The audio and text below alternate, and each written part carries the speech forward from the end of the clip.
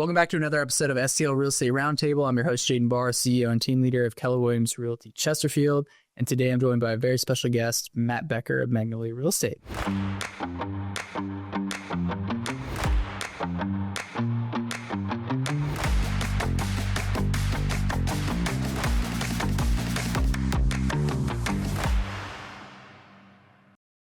Thank you. Matt, thank you so much for taking time out of your day to sit here and chat real estate with me. I really appreciate it. Absolutely. Looking forward to it. Yeah. So let's, I start off pretty much every episode the same way. So give me the background and the story behind you getting started in a career in real estate. Absolutely. So in 2012, well, I'll go way back. 2002, I was super interested in real estate. I was just out of high school, and I had met a guy who was selling real estate and made it sound awesome and so easy to do. And I went in and I met with his broker, and he told me all about it, made it sound amazing. And I was like, yeah, I'm in. And he's like, and this is what it costs to be in real estate. And I was like, absolutely not. I'm out. Like, there's no way as an 18, 19-year-old kid, I can afford that. And so I walked out of his office. And almost 10 years of the day, I walked back into his office and I said, okay, I've got a little money now. I want to do this. And so went, studied, got licensed, and that was Prudential Select Properties back then. So they hired me, and we then became Berkshire Select. And that's how I got started. And I didn't know what I was doing, didn't know anything about it. And a few months into it, I realized that I was good at it. I enjoyed it. And I had a full-time day job with the Missouri State Highway Patrol. I was an intel person for them.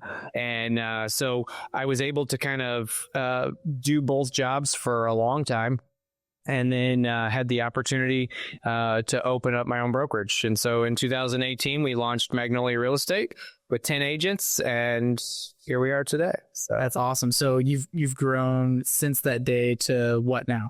We have 103 agents now. Amazing. So yeah, so it's been a fun journey. That's for sure. Absolutely. I'm sure it's just been all sunshine and rainbows. Right? Just so amazing. A lot of this gray hair comes from my teenage daughter and my brokerage. I hear you. I'm 28 and I've got enough gray hair coming in. I got to keep it high and tight. You may want to change careers. Keep it high and tight. Yeah. That's awesome. So walk me through kind of like, you get licensed. You said you saw success early, which I think is, rare for a lot of the industry, I'd say. So what do you think were some of those keys to success early in your career that have kind of put you on that trajectory? Well, I think one of the things was I wasn't afraid to put myself out there. So, I always tell people when I interview agents, how big is your sphere of influence? If you don't talk to people, if you don't know people, you're probably not going to do very well.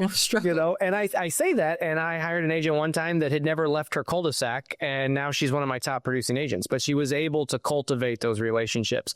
And so that was, I talked to a lot of people. I had a lot of connections with my current job, and that was why I got into it was, the state troopers that I worked with, they had to live in the areas that they worked. And so I said, hey guys, I'll go out and get my license. I'll cut you guys a deal, and we all win. And so that's kind of how I got started. Okay. And so the blue line really pushed me into this industry and kept me going for a while. And then I started to build on that. And so then in 2015, I got to the point where I was so busy with both jobs that I was able to start a team. And so I started a team of agents at Berkshire, and then we grew to a team of 6, and we were a team of 6 when we left and started Magnolia.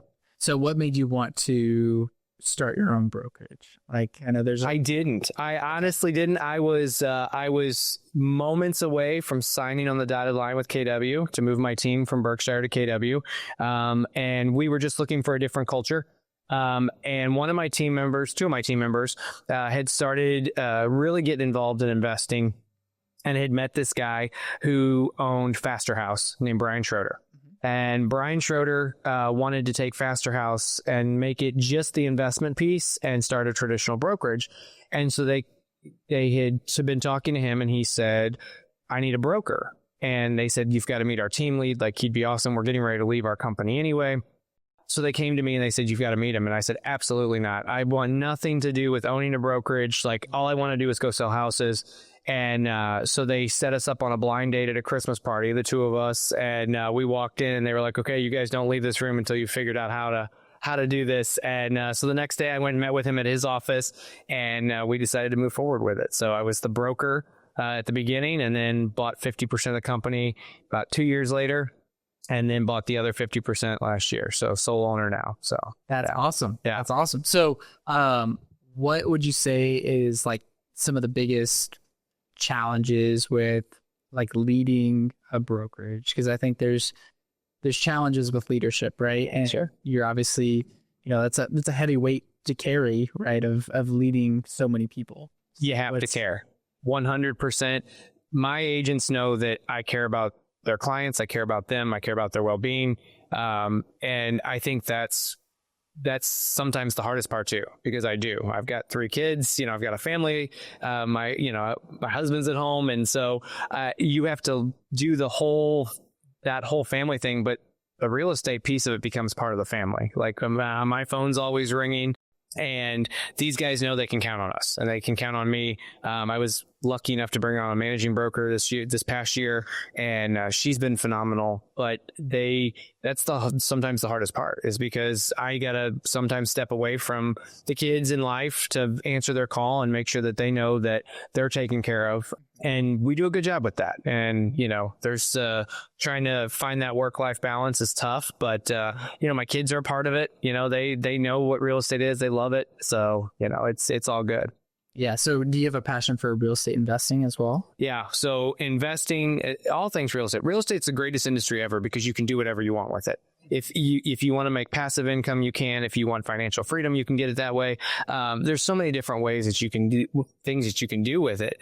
And so I can list a house and make a paycheck. I can buy a house for a rental property and make a paycheck. I can flip a property, and instilling that in my agents is huge too, because there's so many agents that are out there that are like, I just have to sell houses. And it's like, there's other things in real estate you can do. So yeah, the investing piece is huge. And we've got a large number of agents in the office that are investors, and it's awesome to watch them succeed. It's also tough sometimes when there's a bad deal, and sometimes those hard deals are rough, and, we stand behind each other and make sure that they make it through. So yeah. You learn way more through the challenges and the deals that are struggle than that's right. The deals that are smooth. The two of us could sit here and tell stories all night long about the things that screwed up and haven't worked right. Yeah. And, I recommend to everybody just to start a little journal of all the crazy scenarios you find yourself in the industry. It's, I've been in the business now for 5 years, and I feel like I've got a lifetime of stories that go back 100%. Just wait till you get to 20 years. Yeah. So I'm only about, let's see, we're 12 years in, 13 years in. So yeah. Where do you feel like the market's kind of headed? Like, are there any trends that you're picking up on, or anything that you're noticing in the local market? We have such a strong local market. St. Charles, St. Louis County, Lincoln, Warren, we're all over the place, and we have such a great market. It's been strong. I think this winter was a little chilly, simply because people were getting through the holidays, working with the interest rates. But I mean, right now we've got a great spring, solid market that's going.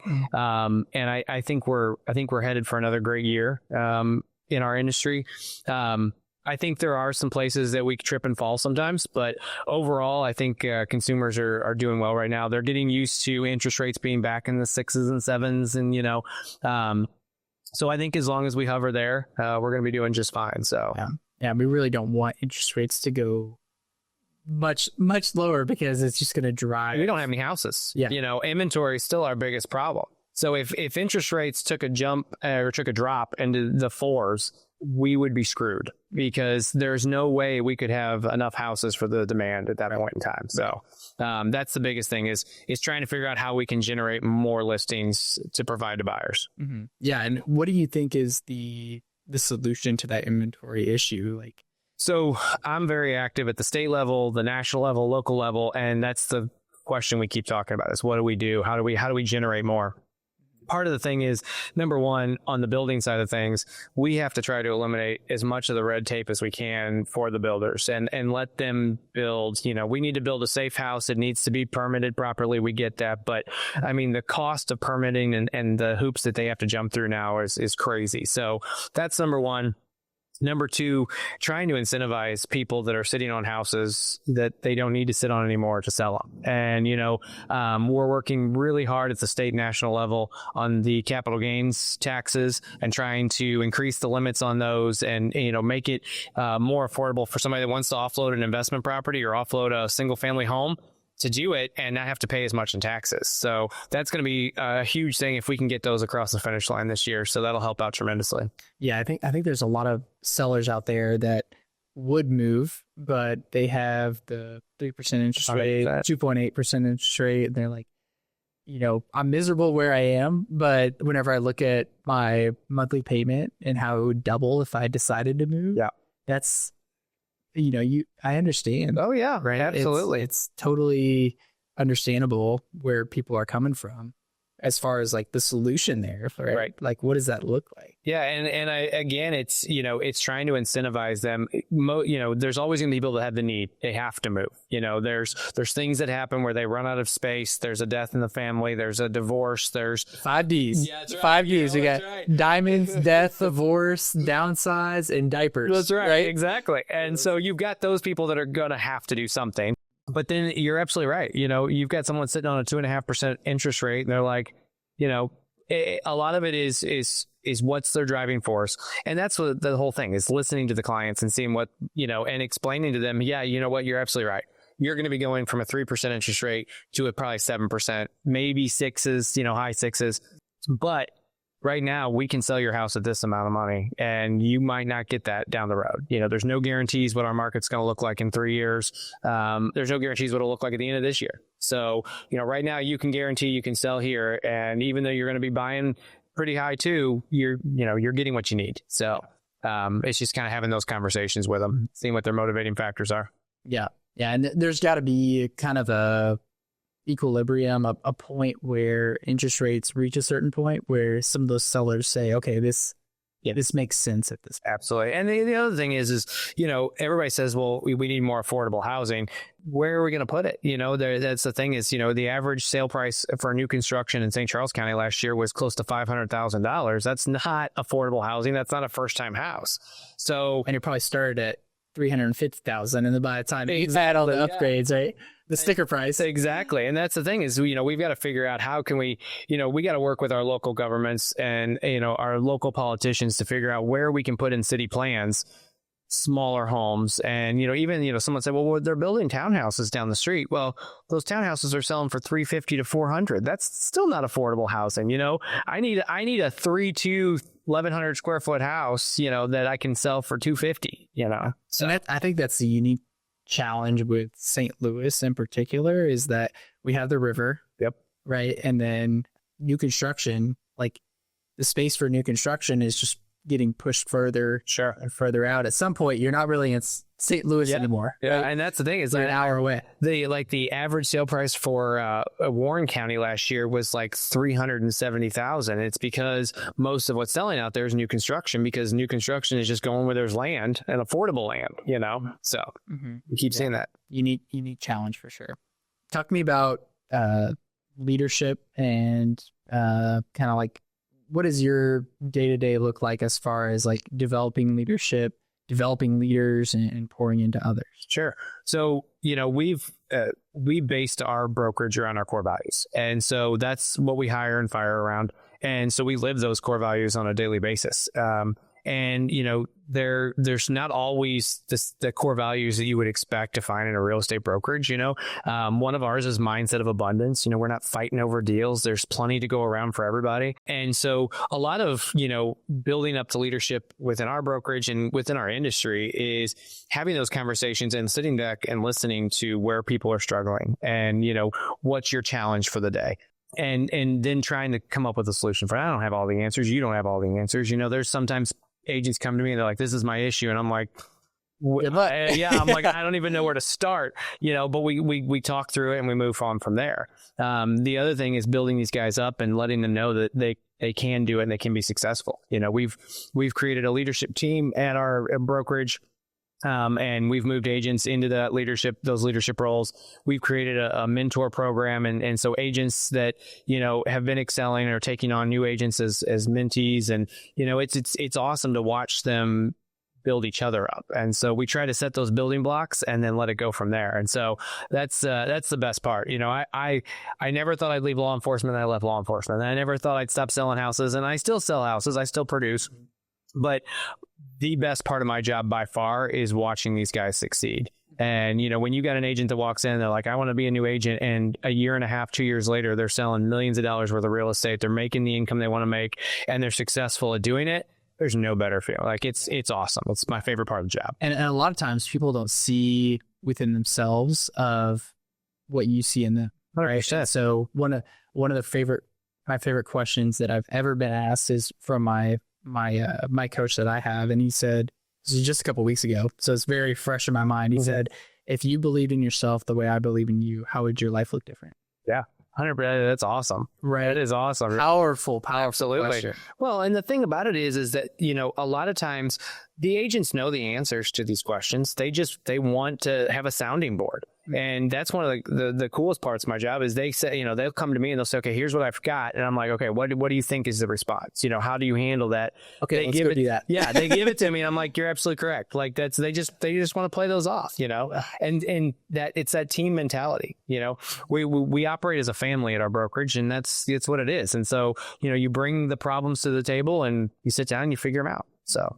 Yeah, one thing I want to be known for is living on the solution side to every problem. So if an agent does bring a problem, you know, I ask them, okay, what do you think is the next best step? Yeah, absolutely. And oftentimes, like you said, they have the answer. They know it. They want that validation that, you know, hey, I'm going to do the right thing, you know? So yeah, it's good stuff.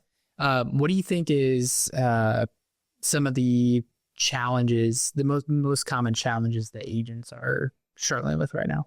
Well, I think, you know, part of it is, you know, finding inventory for their clients. That's one of the biggest challenges. You know, the agents, they work so hard to go out and find the clients. They find those buyers, and then we've got none to sell them, you know?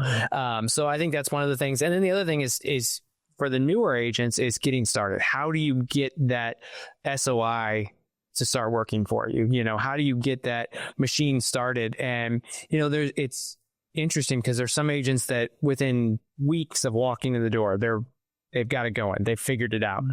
And others are months, you know, and I think everybody comes into their own stride on that, but it's just figuring out where their place is. But I think, you know, it's tough. You know, you go out there and you work and you work and you work and you finally get a client, and then it's like, okay, where's the houses? And, you know, or you were out there writing every weekend and you can't get one under contract, you know? Yeah. So I think comparison is the thief of joy too. It's like, if you're comparing yourself to others, like it's so easy to get discouraged. Right. And so making sure that, you know, that, hey, I'm doing the right activities, like business is going to come, and being willing to put in the work and be persistent and consistently do the daily activities over time. Like there's so many ways to be successful. There's so many ways to make money in real estate. Like you've touched on already, right? It's just being willing to do the work consistently over time. Well, and just like you said, you know, it's also, you know, they watching other people be successful and stuff, you know, and that's the thing is social media is a huge part of what we highlight reel. You know, we have to do it. It's part of our job. It's how we can get business, but at the same time, stay off social media. Like, cause you read, you know, you're out there and they're seeing all these other agents and they're like, oh, look at, they're doing so well. Gurus that make it. You should be successful right away. Right. Exactly. Like, you know, I sold 17 houses last week in my first week in the business. It's like, shut up. You did not. Exactly. So, you know, it's trying to find that and keep them humble about it too, you know, and that's the thing is that, you know, if you have a good couple weeks, you have a good couple years, like that's great. But in this industry, it's a gigantic roller coaster, and you can be a top producer one month and you can be at the bottom of the chain the next month. So you got to stay humble with it. Yeah. You're only as good as your next deal. That's exactly right. Right. In this industry as a way of humbling you really quickly. Yeah, absolutely. And that's, you know, and that, I'll tell you, that's one thing, you know, we were chatting a little bit before we started. I appreciate you doing something like this because it's something that we need to have in the industry. We have to work together. You know, we are competitors through and through. And, you know, I made a post the other day because I had some great friends at Main Street Real Estate that, you know, we've been friends forever and we hold each other up when we win and we, you know, hold each other up when we fail. And, you know, I think that in this industry, you got to keep those relationships. And it's, you know what, if me and you go toe to toe on a deal, I'm going to make sure I'm fighting for my client through and through. But at the end of the deal, I want to shake your hand and say, let's go grab a beer, because that's how we get things done. Yeah, absolutely. And it's a very, very small world too. So like, I think I mentioned on the last episode that your reputation is going to precede you. So like, make sure that you have a good name in the industry and that people respect you. And regardless of brokerage affiliation, like, you want to have a good name. Absolutely. And sometimes, we get in tricky situations, and it's hard to try to figure out what's the best way to get through that situation and keep that reputation strong. And, I had an agent call me the other night, and, they get a sight unseen offer for a property incoming soon. And, she's like, what are the repercussions? That was her biggest thing, is if we take this, what are the repercussions? I said, you're going to get agents that are call you and they're upset because this thing went off market before it actually hit the market, So I said, you guys have to be prepared for that. But if the offer makes sense for your clients and you're willing to have those hard conversations, then you're up for it. Yeah, so there's a lot of tricky situations that you just find yourself in, and trying to make sure that you represent your client right the best way possible. And realtors, we police each other. So there's not really there's the MREC, they're out there and they're watching, and the associations are watching, but for the most part, we're policing each other. So when we see somebody doing something wrong or acting in a way that doesn't benefit our industry or their clients, it's our responsibility to say something. So sometimes those are hard conversations, but that's where the brokers and the team leads in the industry, I feel like we've done a great job, because for the most part, I can pick up the phone and call any brokerage around and say, hey, this is what's going on. Normally, between the brokers and the team leads, we can figure it out. Yeah, we can come up with a good solution. Yeah, so absolutely. What else should we touch on? I don't know. There's all kinds of stuff out there. The big thing I think with for the agents is right now the inventory, the interest rates, of course. But I think also is making sure that they're out there and they're networking and they're getting to know the other people in the industry. If you've only got one lender in your pocket, if you've only got one inspector in your pocket, if you've only got one sewer company, you got to go out there and you got to meet these people and meet these other companies. Some of the affiliates that are out there that are willing to help us and make sure that we get these deals across the finish line. Absolutely. Like, it's so important. And, agents that don't take the time to get to know those people, it makes their job so much difficult. Mm-hmm. So much more difficult than it is. So. Yeah. And, we touched on it several times throughout this, but agent to agent relationship is so absolutely big in this industry, right? Yeah. If you find yourself in a multiple offer scenario, like it's going to be huge for your client, right? To know that, you went to bat for them, and that, like I said, your reputation precedes you. Right? Absolutely. It's huge in this industry. I can't tell you how many deals I've done because of the relationship on the other side of the deal. Yeah. And that's, when I was a newer agent, one of my biggest heroes in this industry is Linda and Kelly Bamer. And I love the Bamer team over Berkshire Select. And part of that is I'm a brand new agent. Linda and Kelly were the biggest thing at Berkshire, when I was there in St. Charles County. And man, how they conduct their business and just act is just unbelievable. And so I'm over, and they were out of the Mid-Rivers office at that time. And so I'm out running around, and I needed to do something. And I jump into that office at like 7 p.m. and I walk in. I've never been to the office. I don't even know how to get into the office. Like I don't know anything about it. And Linda was there, and I walked in. She didn't know me from anybody. She's one of the biggest producers in our county, and treated me like family. Like, what do you need? What can I help you with? It's 7 o'clock at night. And I'm thinking, what in the world? And then, the more I got to work with her and Kelly throughout the years, like that relationship that we have, and that we can, when my agents now, they'll call me, they'll say, hey, Kelly Bamer's on the other side of a deal. I'm like, oh, that's great. We love them. So having that relationship is huge, and making sure that we keep those up and getting to know other agents. Like, it's all about it. Agents will call me and they'll say, hey, I'm going to this networking thing. I'm like, great, go meet some good agents. So that's all about it. I love it. What do you feel like what would have been some of the biggest changes that you've noticed in the industry as a whole, being in it for 20 years? Yeah. What have you? So clear cooperation was a huge challenge for us, I think. Clear cooperation meant to do some great things. And I think it kind of rolled out, it was fumbled from the get-go.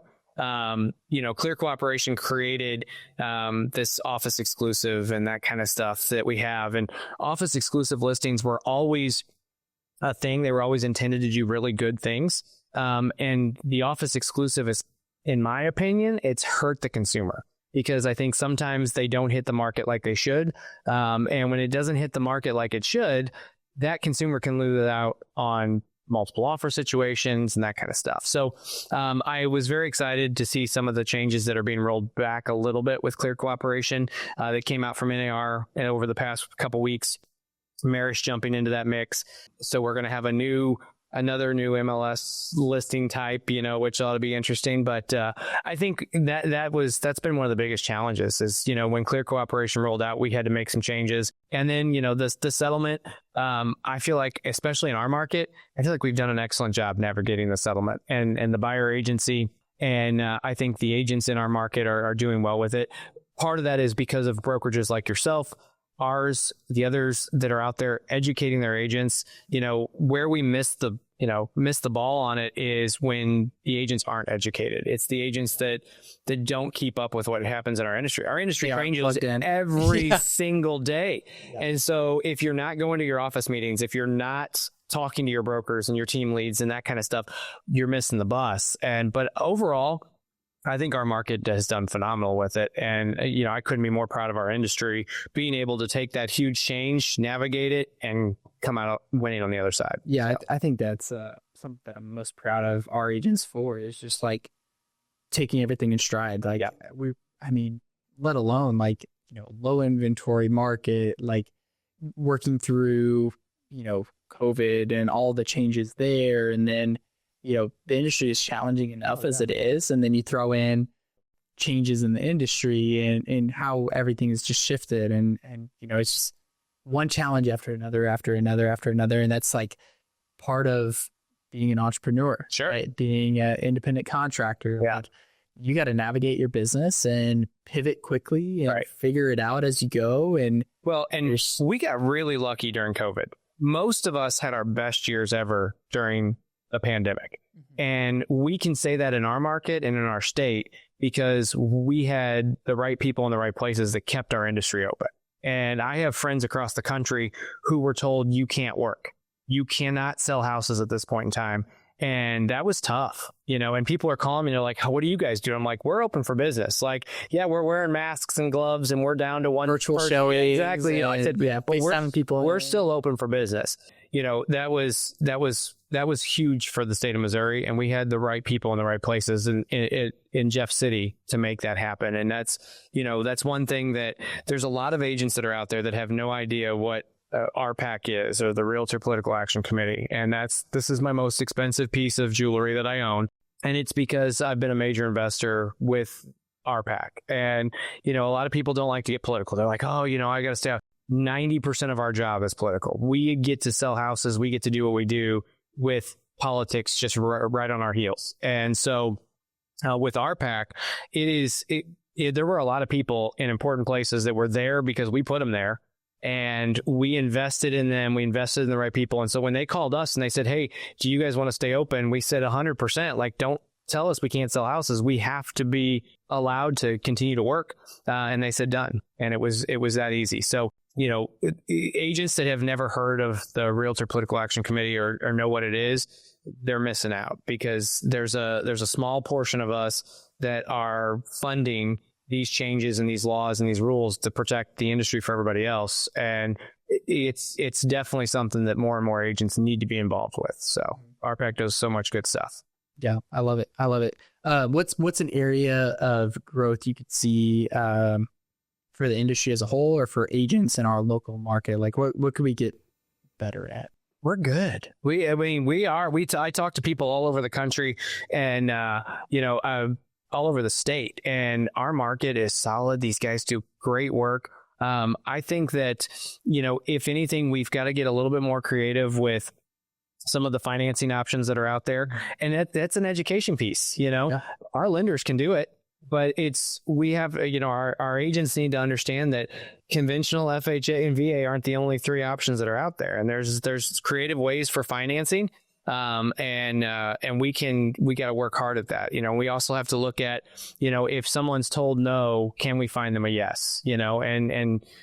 Sometimes it means a little bit more work for us, but at the end of the day, if I can get that first time home buyer in their house for the first time ever, like I'll do whatever I can do to make that happen. So, yeah. I mean, entrepreneurship is a beautiful thing. Yeah. Right? Well, finding creative solutions. Absolutely. And that's the thing. When everyone else says no, and then you're able to find a yes. Absolutely. It's the greatest thing ever. And it's having those resources and the education to know what you're looking for. Because there's a lot of people that are like, oh, well, if you don't check this box, you're done. That's absolutely not correct. Like, let's make a few more phone calls. Yeah. So, I love it. Well, one question that I always love to kind of wrap things up with is, what's the most impactful book or podcast that has had a huge role in your development? Man, Rich Dad Poor Dad. I love Rich Dad Poor Dad. It's a popular one. Yeah. I love that one. And I'm not, I do a lot of books online. I hate to read. Like, I've just never been a reader. I'm just like, oh, it drives me nuts. I wish I loved it, but I don't. But Rich Dad Poor Dad. And I think, the other thing that I listen to a lot is just the various perspectives from real estate all over the country. Because our market is never going to compare to what they're dealing with on the coasts. It's never going to compare to with what the Florida market is. And so listening to podcasts from agents from all over the country, and hearing the different perspectives is huge. And there's things that sometimes they say, and I'm like, well, I've never even heard of that before. And you start doing your research on it, and you learn something out of it, and you can then try to implement that into your business. Yeah, like a lot of those ideas, you're like, wait, could that work here? Right, exactly. Like, I wonder, and then you take it to your partners, and you take it to the affiliates that you work with, and you say, hey, is this something you guys can do here? One thing we've been struggling with over and over and over again is the condo market. And it's we think it's bad here. Try doing it on the coast or in Florida right now. It's miserable. And so sitting through and listening to people talk about what they're dealing with and the possible solutions, there's complexes not very far from this office that we can't sell right now unless you got a cash buyer, because the HOA is so screwed up. The insurance is so screwed up. And so we've got to try to find solutions for those owners so that we can not only help them get out of what they are stuck in right now, but also so that it's a good option for a new buyer. And so I think that by listening to those podcasts and listening to people talk from around the country, we can realize, okay, yeah, it's bad, but it's not as bad. And here's some solutions that they've used. So I think that's a huge piece of it. So staying tapped into the market. Absolutely. For sure. Absolutely. Well, Matt, your reputation precedes you. So I'm so excited that you took time out of your day to be a guest on the podcast. And I'm sure everybody got a ton of value from this, and just super excited to see your future and, cheer you on as you take on, the joys of leading a brokerage and being involved in this industry, and super excited just to watch you continue to grow. Well, and same to you. And again, I commend you for doing something along these lines. And, part of this whole business is relationships. And so, having you as a friend and a colleague is awesome. So appreciate relationships, man. Yeah, so, absolutely. Well, appreciate your time, and we'll catch everybody on the next episode.